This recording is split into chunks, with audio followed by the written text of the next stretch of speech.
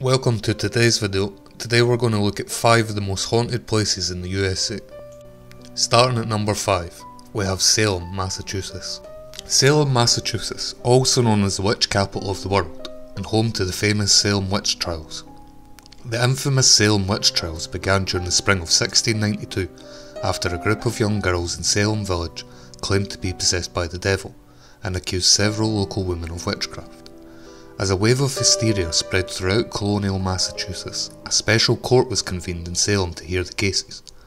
The first convicted witch, Bridget Bishop, was hanged that June. 18 others followed Bishop to Salem's Gallows Hill, while some 150 more men and women and children were accused over the next several months. By September 1692, the hysteria had begun to fade and public opinion turned against the trials. Though Massachusetts General Court later annulled guilty verdicts against accused witches and granted indemnities to their families, bitterness lingered in the community, and the painful legacy of the Salem witch trials would endure for centuries. Some of the legends of Salem are: Haunted Gallows Hill. One of the women wrongly accused of witchcraft in 1692 Salem hysteria, named Bridget Bishop, was the first person to be hung on the gallows. A dozen more innocent souls were noosed on the gallows after the Bridget's wrongful hanging. Today, the haunted Gallows Hill is part of a field used for recreational sports. However, the locals and ghost hunters will tell you this is a piece of land that is very haunted.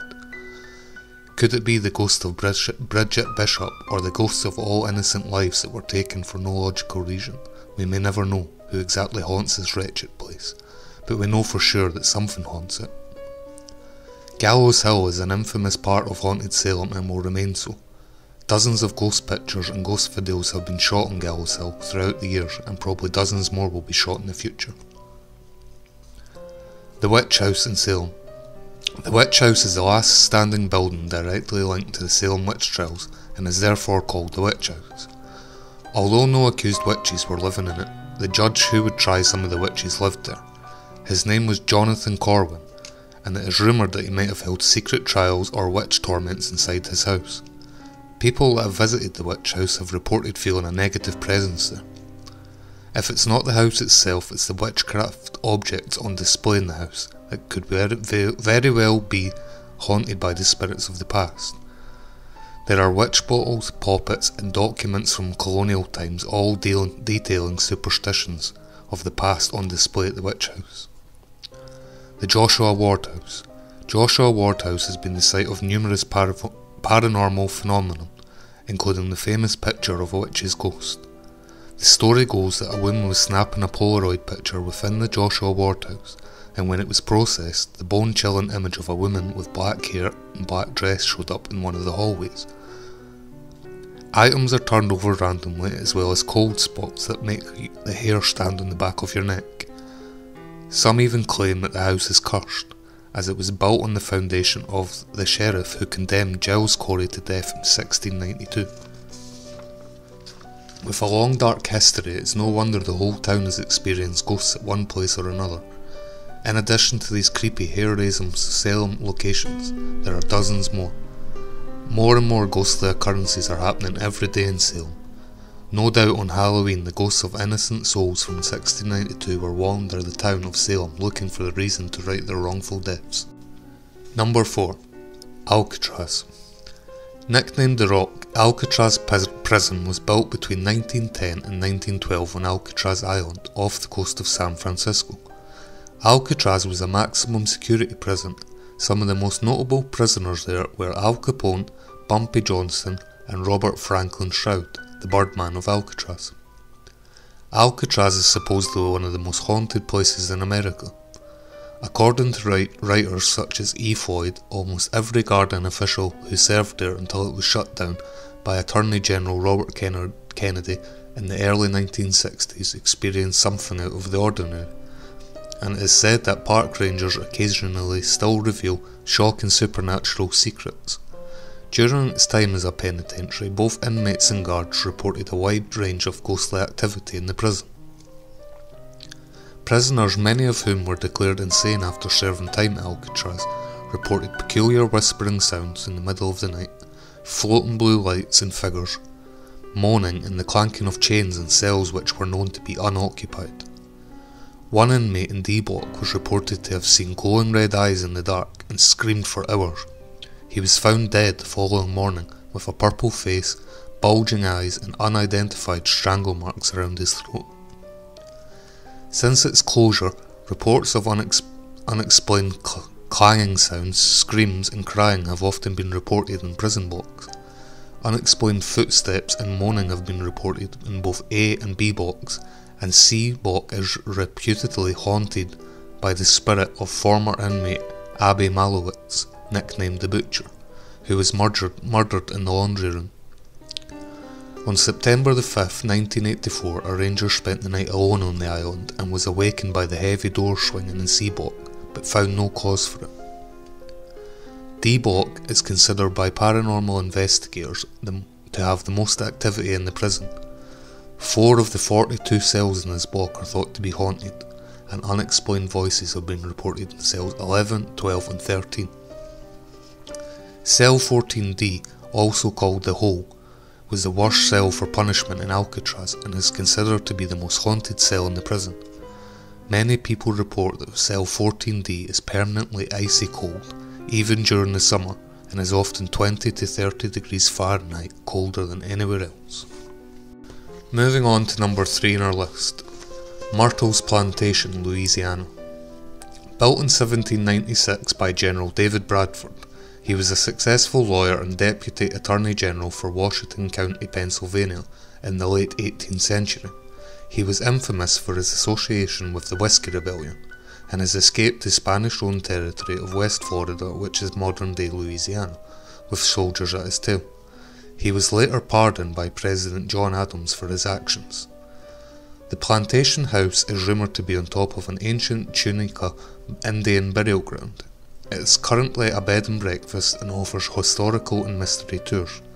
Touted as one of America's most haunted homes, the Plantation is supposedly the home of at least 12 ghosts. It is often reported that 10 murders occurred in the house, but historical records only indicate the murder of William Winter. He was an attorney who lived in the plantation from 1865 until 1871. He was shot by a stranger. After being shot, he staggered inside the house and died trying to climb the stairs. He died on the 17th step of the stairs, and until this day, visitors as well as employees in the hotel still hear his dying footsteps. Possibly the most well known of the Myrtle's ghosts is a little girl named Chloe, who was reportedly a slave owned by Clark and Sarah Woodruff. According to one story, Clark Woodruff had pressured or forced Chloe into being his mistress. Other versions of the legend have Chloe listening at keyholes to learn the news of Clark Woodruff's business dealings or for other purposes. After being caught either by Clark or Sarah, one of her ears was cut off and she wore a green turban to hide it. In 1992, the owner of Myrtle's photographed what appeared to be a slave girl standing between 2 buildings on the plantation. Number 2 in our list, TransAllegheny Lunatic Asylum, West Virginia. When it opened its doors in 1863, the TransAllegheny Lunatic Asylum was originally called the West Virginia Hospital for the Insane.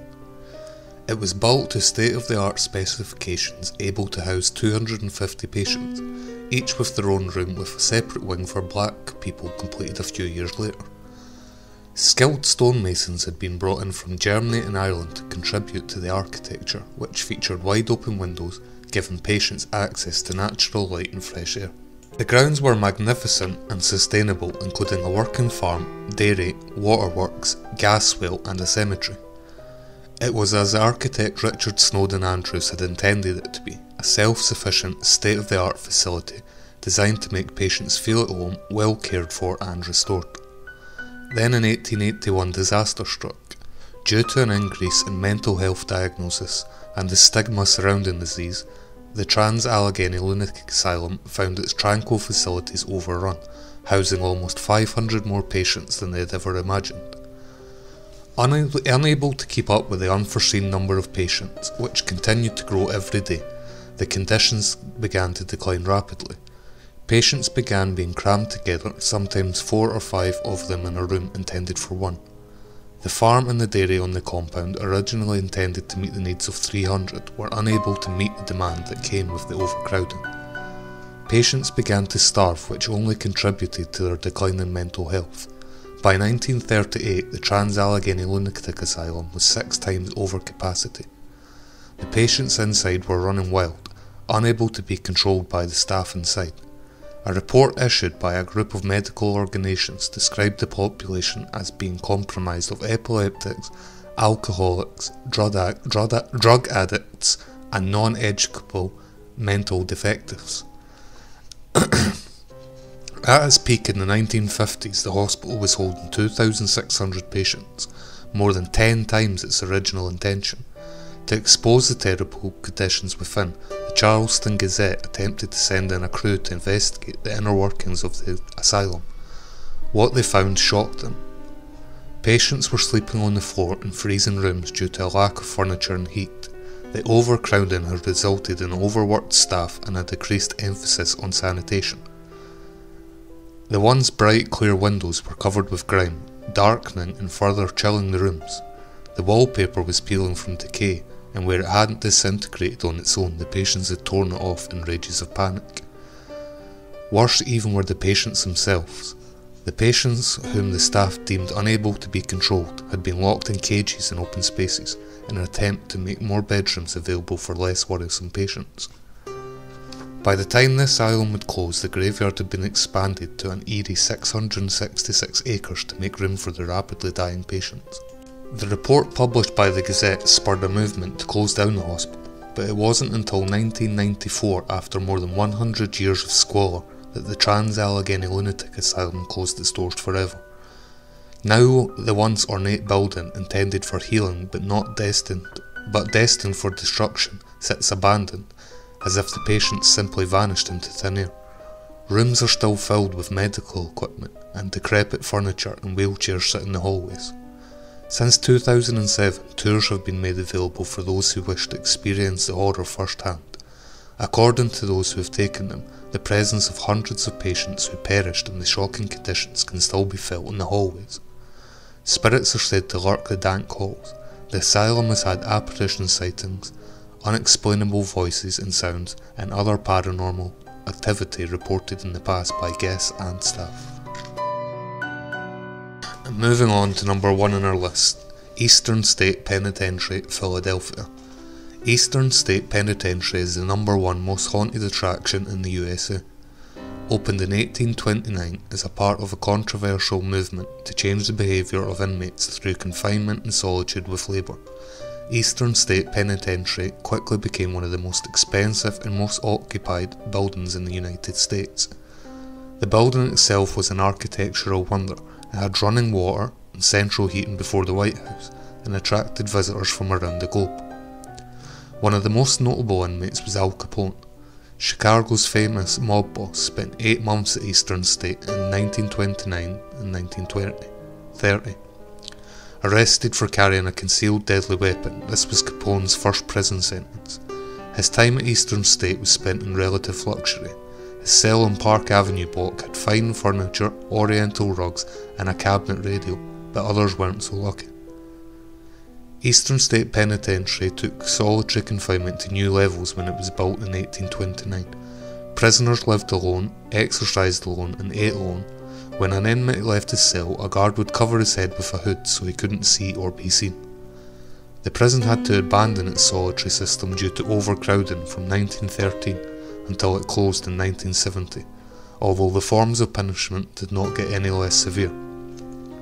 Chaining an inmate's tongue to his wrists is one example. The site now welcomes thousands of visitors each year, both for its museum and ghost tours. Reported paranormal happenings have included disembodied laughter, shadowy figures, and pacing footsteps. Cell Block 12 is known for echoing voices and cackling, Cell Block 6 for shadowy figures darting along the walls, Cell Block 4 for visions of ghostly faces. Many people have reported seeing a silhouette of a guard in one of the towers. Footsteps, wails, whispers, the same stories over and over again. One of the most legendary tales comes from Gary Johnston, who helps maintain the crumbling old locks at the prison. In the early 1990s, he had just opened an old lock in cell block 4 when he says a force gripped him so tightly he was unable to move. He described a negative, horrible energy that exploded out of the cell. He said tormented faces appeared on the cell walls. That one form in particular beckoned to him. Anyway guys, I hope you enjoyed today's video. I'll catch you in the next one.